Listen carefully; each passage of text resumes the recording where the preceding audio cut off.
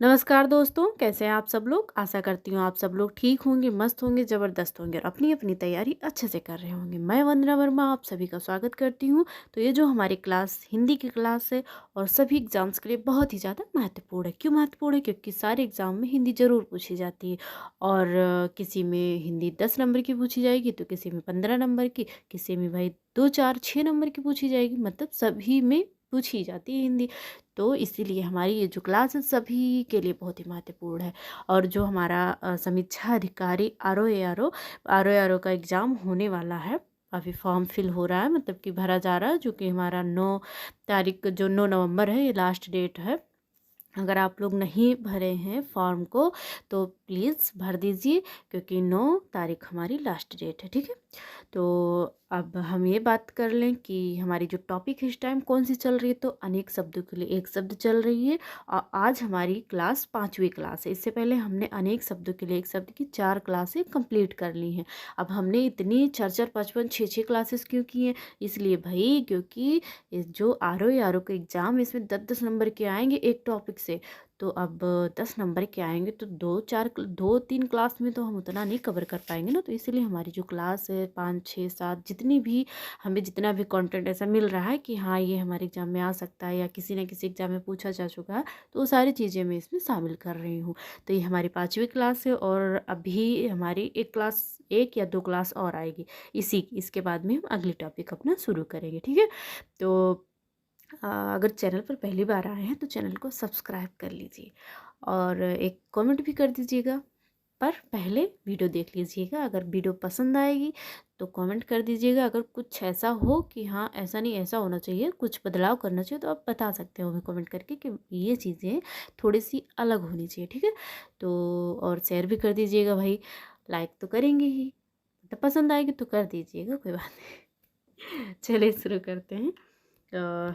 हमारा जो पहला शब्द है ये क्या है कि जिसे बाहरी जगत का ज्ञान ना हो, जिसे बाहरी जगत का ज्ञान ना हो, तो इसके लिए हम एक शब्द क्या प्रयोग करेंगे? कूप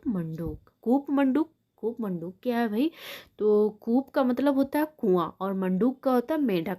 जो कुएं के मेंढक होते हैं उन्हें भाई बाहरी ज्ञान, जो बाहरी जगत है वो कभी देखे नहीं बेचारे, उनको क्या पता होगा कि कैसे क्या है। बाहर पेड़ पौधे भी हैं और बहुत सारे ऐसी चीज़ें हैं जो नहीं देख पाते हैं। अब कुएं के अंदर हैं तो बाहर उन्हें क्या कुछ दिखता ही नहीं, बस केवल सीधे थोड़ा सा आसमान दिखेगा है। तो इसीलिए कहा गया है कि जिसे बाहरी जगत का ज्ञान ना हो तो उसके लिए हम एक शब्द प्रयोग कर देंगे, कूप मंडूक। ठीक है, अगला देखते हैं कि जिसका जन्म उच्च कुल में हुआ हो। ठीक, ये आ जाए आपके एग्जाम में, यह आ जाए कि जो अच्छे कुल में उत्पन्न हुआ हो। क्या पूछा जाए?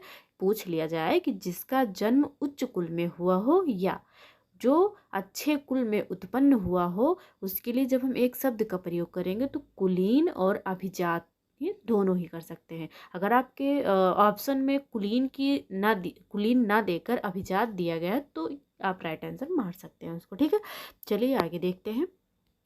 तो अगला हमारा है कि जो किए हुए उपकार को मानता है, जो किए हुए उपकार को मानता है, तो उसके लिए जो हमारा एक शब्द बनेगा वो क्या बन जाएगा? कृतज्ञ हो जाएगा। और साथ ही साथ आप लोग जो शुद्ध वर्तनी वाला जो हमारा टॉपिक है थोड़ा थोड़ा देखते चलिएगा, क्योंकि जो ये चीज़ें हमारी अनेक शब्दों के लिए जो एक शब्द है, एक शब्द, ये सब चीज़ें से कृत्य, कृत्यागमन, ये सारी चीज़ें हमारे जो वर्तनी शुद्धि है उसमें पूछी जा सकती है। तो अगर हम लोग एक टॉपिक को दूसरे टॉपिक से मतलब बांधते हुए चलेंगे, मतलब जिसे बोलते हैं रिलेट करते हुए, तो ज़्यादा अच्छा रहेगा ना, थोड़ा हमारा जल्दी जल्दी से तैयार हो जाएगा। ठीक, तो आप लोग ज़रूर ध्यान से देखते चलिए कि लिखा किस प्रकार क्या है। तो जो किए गए उपकार को मानता हो, तो उसके लिए जब हम एक शब्द का प्रयोग करेंगे तो वो शब्द हमारा क्या हो जाएगा? कृतज्ञ हो जाएगा। ठीक, अगर दूसरा हमारा क्या है कि जो किए हुए उपकार को नहीं मानता है, ऐसा व्यक्ति कि जो किसी ने उसके ऊपर उपकार कर दिया पर वो मान ही नहीं रहा है कि हाँ फला, मतलब सामने वाले ने मेरे ऊपर कुछ उपकार किया है, तो उसके लिए जब हम एक शब्द का प्रयोग करेंगे तो हमारा क्या हो जाएगा? कृतज्ञ हो जाएगा। अब यहीं पर हमारा विलोम भी बन रहा है। अब आप सोचेंगे कहाँ विलोम बन रहा है भाई? तो विलोम हमारा यहाँ बन रहा है, देखिए कृतज्ञ का उल्टा हमारा क्या हो जाएगा, कृतघ्न हो जाएगा। ठीक है, तो यहाँ पर हमने क्या देखा, अपना विलोम शब्द भी हमने ढूंढ लिया और यहाँ वर्तनी शुद्धि का भी पूछा जा सकता है। ठीक है, तो ऐसे ही हम लोग देखेंगे तो हमारा बहुत अच्छे से तैयार हो जाएगा। ठीक, तो आगे देखते हैं, जिसका कार्य सिद्ध हो चुका हो, जिसका कार्य सिद्ध हो चुका हो, तो इसके लिए जो हमारा एक शब्द होगा हो जाएगा कृत्य कार्य हो जाएगा। क्या हो जाएगा, कृत्य कार्य हो जाएगा।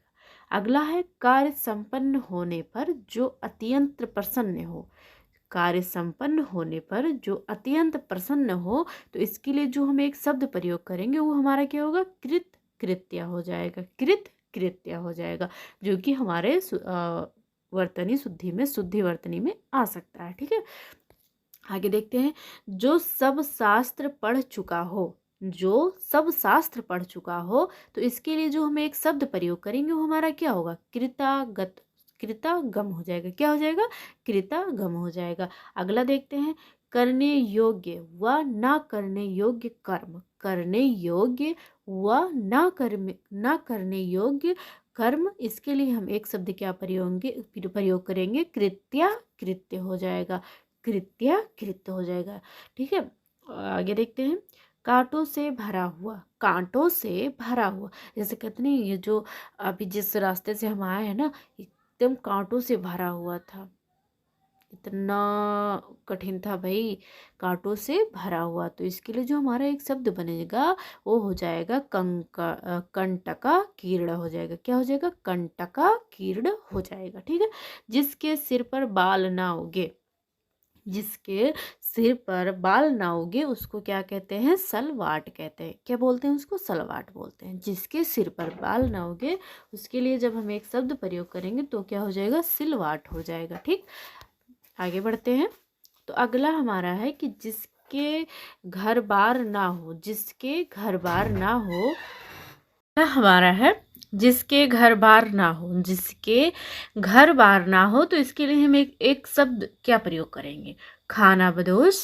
क्या हो जाएगा हमारा, खाना बदोश या बेघर बार। ठीक है, जैसे कहते नहीं कि जो गली के कुत्ते होते हैं ना, खाना बदोश जिंदगी जीते, मतलब जो कुत्ते पालतू होते हैं उनका तो कोई बात नहीं, उनका तो एक घर निश्चित होता है कि हाँ इसी घर पे रहेंगे, लेकिन गली में बहुत से ऐसे कुत्ते होते हैं, गली मोहल्ले में, जो जहाँ खाना मिल गया वहीं अपना खा पी के मस्त हो गया, लेकिन उन्हें ही क्या कहा जाता है, खाना बदोश कहा जाता है। नहीं, बहुत से ऐसे आप लोगों ने देखा होगा कि बहुत से ऐसे लोग होते हैं जो चलते रहते हैं, चलते रहते हैं, जहाँ खाना मिला खा गए, मतलब खाना खा लिए, सो गए, फिर आगे निकल गए, तो कैसे अपना कैसा जीवन जी रहे हैं, खाना बदोश जिंदगी जी रहे हैं। तो जिसके घर बार ना हो, तो उसके लिए जो हम एक शब्द प्रयोग करेंगे, खाना बदोश या बेघर बार करेंगे। ठीक है, अगला देखते हैं, अगला हमारा क्या है, जो हमेशा खड्ग हाथ में लिए रहता है, जो हमेशा खड्ग हाथ में लिए रहता है, खड्ग मतलब तलवार, उसे उसके लिए जो एक शब्द प्रयोग करेंगे, क्या करेंगे, खड्ग हस्त, हस्त मतलब हाथ, खड्ग मतलब जो हाथ में लिए रहता है तलवार वगैरह, तो हो गया खड्ग हस्त। ठीक है, जो खाने योग्य हो, जो खाने योग्य हो, तो इसके लिए हमारा एक शब्द प्रयोग होगा, खाद्य। खेलने वाला, खेलने वाला क्या कहलाएगा, खिलाड़ी कहलाएगा। जो नभ नभ में चलता है, जो नभ में चलता है, तो इसके लिए हमारा एक शब्द हो जाएगा, खेचर या नभचर हो जाएगा। गांडीव को धारण करने वाला, गांडीव को धारण करने वाला क्या कहलाता है, हमारा गांडीव धारी कहलाता है। अब आपको कमेंट करके बताना है कि गांडीव जो है ये किसका पर्यायवाची शब्द है। ठीक, जो इंद्रियों के ज्ञान से परे हो, जो इंद्रियों के ज्ञान से परे हो, तो इसके लिए हमारा एक शब्द हो जाएगा, गोतीय या इंद्रियातीत हो जाएगा। ठीक है, आगे देखते हैं,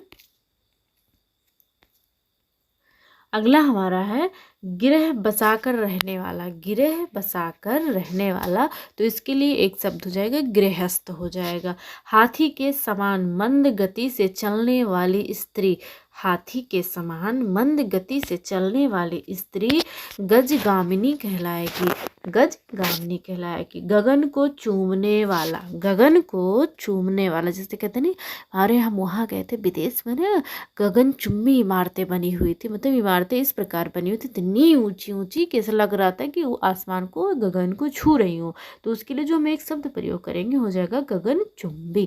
ठीक है, गगन को चूमने वाला। गंगा का पुत्र सॉरी, गंगा का पुत्र क्या कहलाएगा? गांगेय कहलाएगा। क्या कहलाएगा? गांगेय कहलाएगा। आगे देखते हैं। रात और संध्या के बीच की बेला, रात या संध्या के बीच की बेला क्या कहलाती है? गोधूली कहलाती है।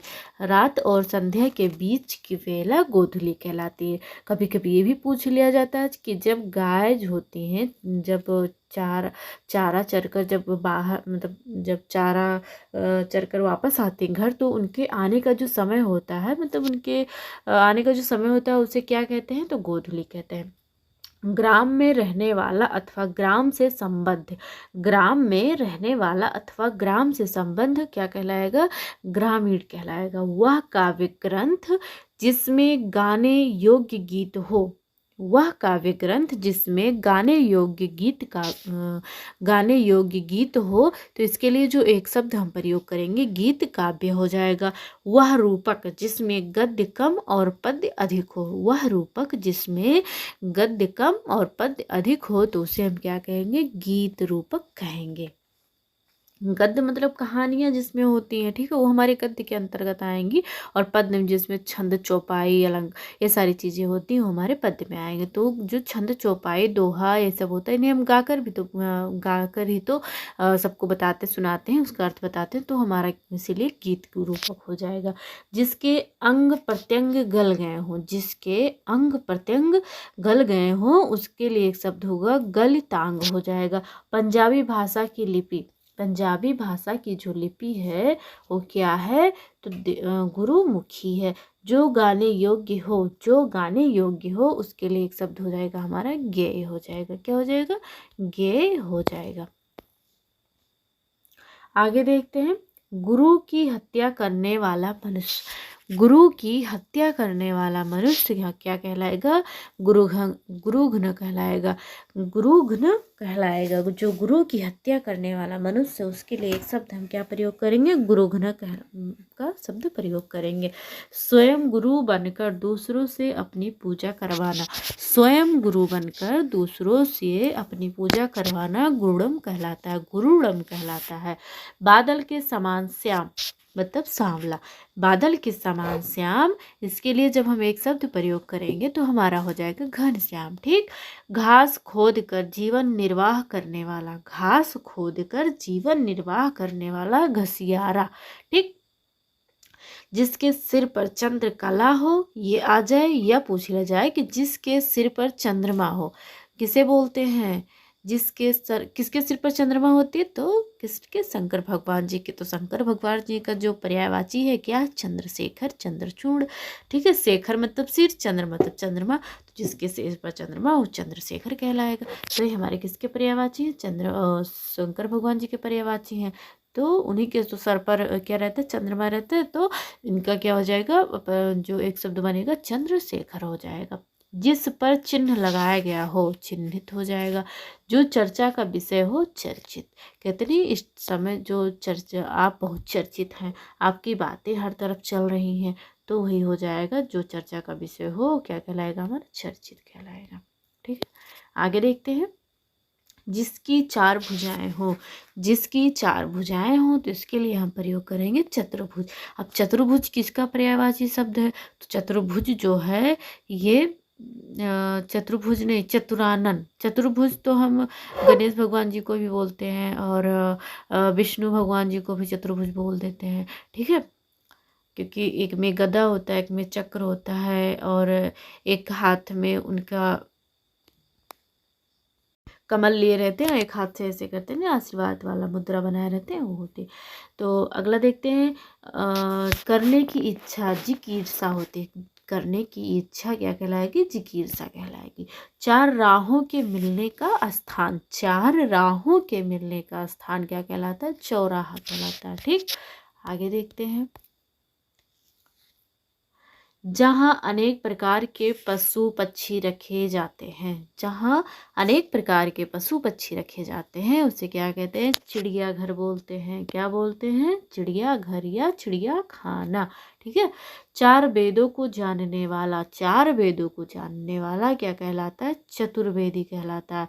आप लोग कमेंट करके चारों वेदों के नाम बताइएगा। आपके लिए क्वेश्चन है कि जो वेद हैं, चारों वेद हैं, उनके नाम आप क्रम से लिखकर बताएंगे। ठीक है, कि सबसे पुराना कौन सा है और सबसे नया कौन सा है। ठीक है। जिसके चार पद हैं, जिसके चार पद हैं मतलब पैर हैं, उसे चतुष्पद कहेंगे। जिसके चार पद हैं उसे क्या बोलेंगे? चतुष्पद बोलेंगे। जिसके पाड़ी मतलब हाथ में चक्र हो उसे चक्रपाणी बोलते हैं। तो चक्रपाणी, चक्र को कौन धारण किया रहता है? तो विष्णु भगवान जी। तो ये विष्णु भगवान जी का पर्यायवाची भी हो गया चक्रपाणी। ठीक है। तो जिसके हाथ में या जिसके पाणी में चक्र हो चक्रपाणी कहलाएगा। चक्र को धारण करने वाला चक्रधारी हो जाएगा, ये भी बन जाएगा। चक्र को धारण करने वाला चक्रधारी। ठीक है। और विष्णु भगवान जी के चक्र का क्या नाम था? सुदर्शन। ठीक। गद्य पद्य मिश्रित काव्य, गद्य पद्य मिश्रित काव्य क्या कहलाता है? चंपू काव्य कहलाता है। जो दूसरों में केवल दोषों को ही खोजता है। ये हमारा किस में पूछा गया है? ये वर्तनी शुद्धि में पूछा गया है कि छिद्रान्वेषी किस प्रकार लिखा जाएगा। तो आप लोग ध्यान रखिएगा इस चीज को कि यह पूछा जा चुका है वाक्य शुद्धि में। तो इसके क्या है कि जो दूसरों में केवल दोषों को ही खोजता है वो क्या कहलाएगा? छिद्रान्वेषी कहलाएगा। और जो दोष और अच्छाई दोनों को ही खोजता है वो आलोचक कहलाता है। ठीक है। जिसका जन्म जल में हुआ हो, जिसका जन्म जल में हुआ हो क्या कहलाएगा? जलज कहलाएगा, जो कि कमल का पर्यायवाची है। जो जन्म से अंधा है, जो जन्म से अंधा है उसे क्या कहेंगे? जन्मांध बोलते हैं। इंद्रियों को जीतने वाला क्या कहलाएगा? इंद्रियों को जीतने वाला जितेंद्रिय कहलाएगा। जठर या पेट की अग्नि क्या कहलाएगी? जठराग्नि कहलाएगी। जठर या पेट की अग्नि क्या कहलाएगी? जठराग्नि कहलाएगी। कभी कभी पूछ लिया जाता है कि जो वन में लगने वाली आग को क्या कहेंगे? तो दावानल बोलते हैं। ठीक है। वन में लगने वाली आग को क्या कहेंगे? दावानल बोलते हैं या बड़वानल बोलते हैं। आगे देखते हैं। जान से मारने की इच्छा, जान से मारने की इच्छा क्या कहलाएगी? जिघांसा कहलाती। जान से, मेरा मन कर रहा तुमको हम जान से मार दें, तो जो जान से मारने की हमारी इच्छा हो रही है वो इच्छा क्या कहलाएगी? जिघांसा कहलाएगी। ठीक है। आगे देखते हैं। जीतने की इच्छा जिगीर्षा कहलाएगी। जीतने की इच्छा जिगीर्षा कहलाएगी। जानने की इच्छा जिज्ञासा कहलाएगी। मैं इस चीज़ को जानने, मैं किसी चीज़ को जानने के लिए बहुत ही ज़्यादा जिज्ञासु हूँ। मैं बहुत जिज्ञासु हूँ कि ये चीज़ें मुझे पता चले कैसे क्या है। ठीक है। जो जल में चलने फिरने वाला हो जलचर कहलाएगा। जो जल में चलने फिरने वाला हो जलचर कहलाएगा। जो जीना चाहता है जिजुप्सु कहलाएगा। जो जीना चाहता है उसके लिए एक शब्द जिजुप्सु बनेगा। जो जरायु या गर्भ की थैली से जन्म लेता है, जो जरायु गर्भ की थैली से जन्म लेता है क्या कहलाएगा? जरायुज कहलाएगा। जो जानना चाहता है, जो जानना चाहता है तो इसके लिए हमारा एक शब्द हो जाएगा जिज्ञासु हो जाएगा। आगे देखते हैं। जो यान जल में चलता है, जो यान जल में चलता है तो इसके लिए एक शब्द हो जाएगा जल यान हो जाएगा। जिंदा रहने या जीने की इच्छा, जिंदा रहने या जीने की इच्छा जिजीविका कहलाती है। अभी हमने आगे देखा कि जो जीना चाहता है वो क्या कहलाएगा? जिजिप्सु कहलाएगा। ध्यान रखिएगा आप लोग। जो जीना चाहता है तो इसके लिए जो हम एक शब्द प्रयोग करेंगे वो जिजुप्सु हो जाएगा। लेकिन वहीं पर अगर आपसे पूछ लिया जाए कि जीने की इच्छा या जिंदा रहना, या कोई जिंदा रहना चाहता है या जीने की इच्छा हो क्या कहलाएगी? जिजिप्सा कहलाएगी। ठीक। जिंदा और जीना ध्यान रखिएगा आप लोग। थोड़ा सा चेंज हुआ और यहाँ पर शब्द ही बदल गया। जिसके पास जिसके पास अपार धन संपत्ति हो वो क्या कहलाएगा? डकैत कहलाता है। वह साधना जिसके द्वारा तत्व ज्ञान प्राप्त हो, ये वाक्य शुद्धि में देख लीजिएगा, हो सकता है आ जाए, क्योंकि इसी प्रकार के जो शब्द हैं वाक्य शुद्धि में हम देखेंगे। मतलब जो हमारी अगली क्लास होगी, या अब 2 टॉपिक बच रहा है हमारा, एक वाक्य शुद्धि और एक हमारा विशेषण और विशेषिका। दोनों में से जो भी आप लोग बताएं या मैं खुद से ही जो सही लगे ध्यान कराना तो पूरा ही है, बस आगे पीछे हो जाएगा। जो साधना जिसके द्वारा तत्व ज्ञान प्राप्त हो तत्व बोधनी कहलाएगा। क्या कहलाएगा? तत्व बोधनी कहलाएगा। आगे देखते हैं। जिसका तेज नष्ट हो गया हो, जिसका तेज नष्ट हो गया हो, तो इसके लिए हमारा जो एक शब्द होगा तेजोहत या श्रीहत हो जाएगा। वेग पूर्वक गमन करने वाला, वेग पूर्वक गमन करने वाला तुरंग कहलाता है। तुरंग किसका पर्यायवाची है? तो घोड़े का पर्यायवाची है। तुलना करने वाला, सॉरी तुलना करने योग्य, तुलना करने योग्य तुलनीय कहलाएगा। तैरने की इच्छा, तैरने की इच्छा क्या कहलाएगी? तीर्षा कहलाती है।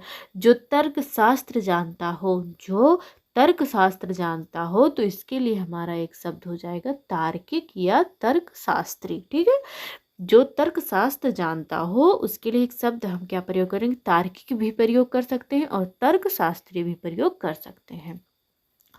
वह पुत्र जो शास्त्र या विधि द्वारा अपनाया गया हो, वह पुत्र जो शास्त्र या विधि द्वारा अपनाया गया हो, इसके लिए एक शब्द हो जाएगा दत्तक पुत्र। जिसने अपने प्राण उत्सर्ग किए हों, जिसने अपने प्राण उत्सर्ग किए हों, तो इसके लिए हमारा एक शब्द होएगा दत्त्य प्राण हो जाएगा। जिसे अभय दान या सहारा दिया गया हो, जिसे अभय दान या सहारा दिया गया हो, तो इसके लिए एक शब्द हो जाएगा दत्त्य हस्त हो जाएगा। क्या हो जाएगा? दत्त्य हस्त हो जाएगा। आगे देखते हैं। जिसे पकड़ना कठिन हो, जिसे पकड़ना कठिन हो, तो इसके लिए हमारा एक शब्द हो जाएगा दुर्ध्वर हो जाएगा, दुर्ध्वर हो जाएगा। पहले या एक बार कही हुई बात फिर से कहना, पहले या एक बार कही हुई बात फिर से कहना द्विरुक्त कहलाता है। क्या कहलाता है? द्विरुक्त कहलाता है।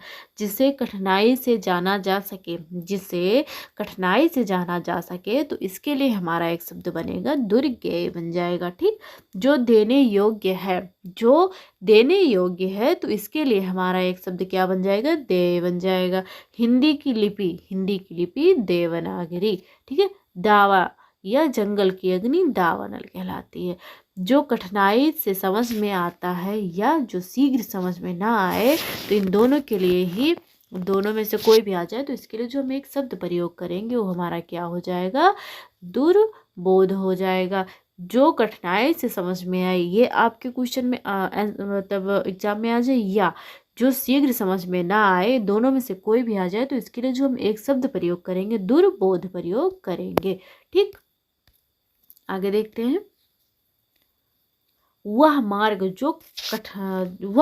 जो चलने में कठिनाई पैदा करता है, उसे उस या हाँ, वह मार्ग जो चलने में कठिनाई पैदा करता है या जहाँ पहुँचना कठिन हो, तो इसके लिए जो हमारा एक शब्द प्रयोग होगा वो दुर्गम हो जाएगा। आपके एग्जाम में आए जहाँ पहुँचना कठिन हो, तो इसके लिए भी हम दुर्गम शब्द प्रयोग करेंगे। और आ जाए कि वह मार्ग जो चलने में कठिनाई पैदा करता है, तो इसके लिए भी हम दुर्गम शब्द प्रयोग करेंगे। दोनों पक्षों की भाषा जानने वाला या समझने वाला, दोनों पक्षों की भाषा समझने वाला दुभाषिया कहलाता है।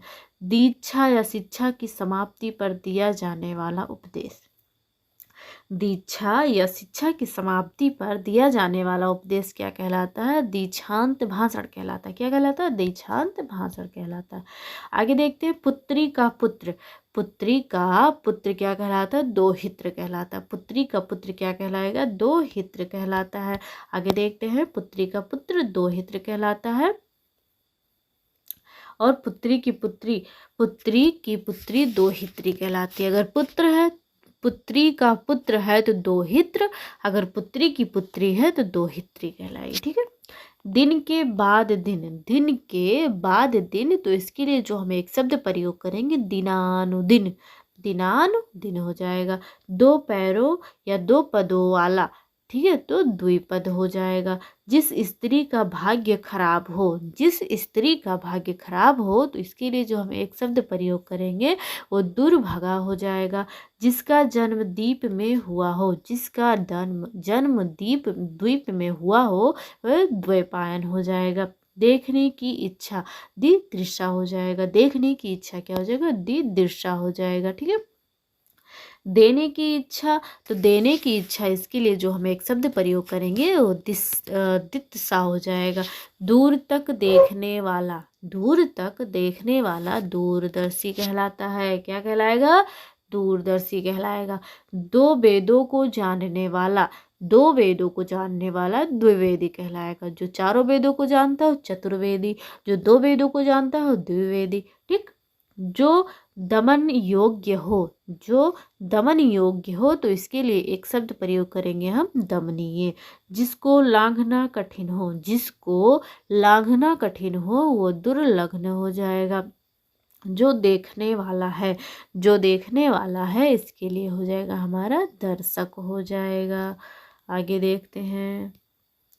जो केवल दूध पीता हो, जो केवल दूध पीता हो, तो इसके लिए एक शब्द हो जाएगा दुग्धाहारी। जैसे जो नवजात शिशु होते हैं, चाहे वो गाय भैंस का हो या मनुष्य का हो, जब बच्चा 6 महीने तक केवल दूध ही पीता है तो दुग्धाहारी वो कहलाएगा। ठीक। आगे देखते हैं। अगला हमारा है जिसे कठिनाई से भेदा जा सके, जिसे कठिनाई से भेदा जा सके उसके लिए एक शब्द होगा दुर्भेद्य हो जाएगा। जिसे कठिनाई से भेदा जा सके तो दुर्भेद्य हो जाएगा। जिसका दमन कठिन हो, जिसका दमन कठिन हो दुर्दम्य कहलाएगा। क्या कहलाएगा? दुर्दम्य कहलाएगा। जिस समय मुश्किल से भिक्षा मिलती है, जिस समय मुश्किल से भिक्षा मिलती है दुर्भिक्ष कहलाएगा। जिसने किसी विषय में चित्त लगा दिया है, जिसने किसी विषय में चित्त या मन लगा दिया है दत्त चित्त कहलाएगा। जिसके 10 आनन हो, मतलब जिसके 10 मुख हो, तो इसके लिए दशानन या रावण, रावण के तो 10 मुख थे तो उसे बोलेंगे भाई कि वो व्रीहि समास जो उसमें आ जाएगा। जो कठिनाई से पचता है, जो कठिनाई से पचता है, तो इसके लिए हमारा एक शब्द हो जाएगा दुष्पाच्य हो जाएगा। जो बड़े कष्ट से निवारित किया जा सके, जो बड़े कष्ट से निवारित किया जा सके, इसके लिए हमारा एक शब्द होगा दुर्निवार हो जाएगा। जो द्वार की रक्षा करता है, जो द्वार की रक्षा करता है, तो इसके लिए एक शब्द हो जाएगा द्वारपाल हो जाएगा। एक है ना, हरे द्वारपालो कन्हैया से जाके कह दो, द्वार पे सुदामा गरीब आया, ऐसे ही कोई गाना है ना। हाँ। जिसे वश में करना, कहाँ गया, कठिन है, जिसे वश में करना कठिन है तो दुर्धर्ष कहलाएगा। क्या कहलाएगा? दुर्धर्ष कहलाएगा। जो विलंब से काम करे वो दीर्घ सूत्री हो जाएगा। जो विलंब से कार्य करे दीर्घ सूत्री हो जाएगा। जो आसानी से उपलब्ध ना हो या जो कठिनाई से मिलता हो उसके लिए एक शब्द हो जाएगा हमारा, क्या हो जाएगा? दुर्लभ हो जाएगा। तेज चलने वाला द्रुतगामी कहलाएगा। वह यंत्र जिससे दूर की चीज पास नजर आए, वह यंत्र जिससे दूर की चीज पास नजर आए, उसके लिए एक शब्द हमारा होगा दूरबीन हो जाएगा। अगला है बुरा आचरण करने वाला, बुरा आचरण करने वाला, इसके लिए एक शब्द हो जाएगा दुराचारी या कदाचारी हो जाएगा। जिसके चित्त में दृढ़ निश्चय हो, जिसके चित्त में दृढ़ निश्चय हो जाएगा दृढ़ निश्चयी हो जाएगा। दशरथ का पुत्र दासरथी हो जाएगा, दशरथ का पुत्र दासरथी हो जाएगा। आगे देखते हैं। अगला हमारा क्या हो जाएगा? जो कठिनाई से साधा जा सके, जो कठिनाई से साधा जा सके दुस्साध्य कहलाएगा। जो 2 बार जन्म लेने वाला द्विज, द्विज में हमने पर्यायवाची में देखा था द्विज किसको द्विज जो है वो किसका किसका पर्यायवाची है, तो ब्राह्मण, पंछी, दांत, इन्हें हम द्विज बोलते हैं। ठीक है। आगे देखते हैं। जो देखने योग्य है, जो देखने योग्य है, इसके लिए हमारा एक शब्द हो जाएगा दृष्टव्य या दर्शनीय। अनुचित बात के लिए आग्रह दुराग्रह कहलाएगा। अपने धर्म से गिरा हुआ तो धर्मच्युत हो जाएगा। ठीक।